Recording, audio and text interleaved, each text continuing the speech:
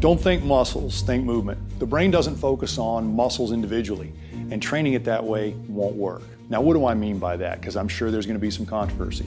If you're bodybuilding, you got to focus on muscles. And if you're doing physical rehabilitation, sometimes you got to focus on muscles.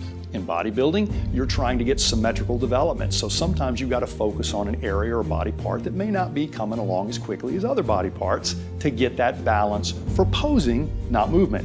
And if you're doing physical rehabilitation, we often find what we call impairments. That means we found out why your lunge is bad. It's an ankle mobility problem and your soleus is really tight, so we can do that.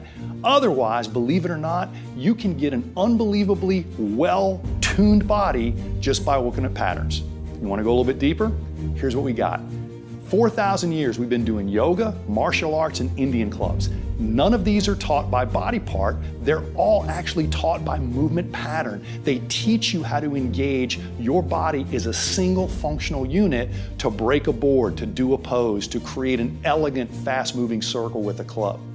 Now, in rehabilitation, we actually embrace the whole pattern effect as well, because even though in orthopedics we got to isolate, when we see neurological problems, there are two pillars that support a lot of neurological rehabilitation that hit me like a ton of bricks in PT school.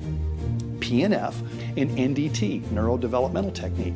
These are two things that embrace patterns more than parts. They embrace the fact that the brain loves pattern information, and it'll work out the muscles that need to contribute to that once it knows what it needs to accomplish. Tell your brain what you need. Do you need more balance? Do you need more posture? Do you need more strength? Do you need more speed? Tell your brain what it needs and feed it some patterns that it can build on. Now, that's one of the things we really try to do in FMS workshops and FCS workshops and SFMA workshops. We always try to engage you by pattern first, but we truly know, because of the assessment, because of the screen, if you've got a bad part.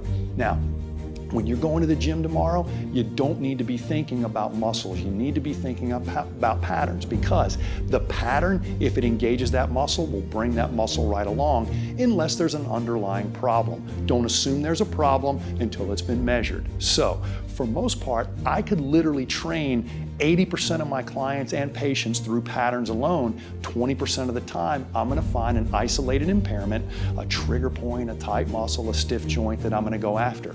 But don't assume that good patterns won't also get that. We actually have as much hip flexor mobility change in a tall kneeling kettlebell turn as we do the same time doing stretching and foam rolling, and we actually program the core to the new psoas length in the process. If you want to see that, look at all the tall kneeling turn stuff we put up. But just understand, once you say it's a psoas problem, your entire workout is going around one muscle, and you're not embracing what an open psoas allows you to do, which is hip extension regardless of the rest of the body position.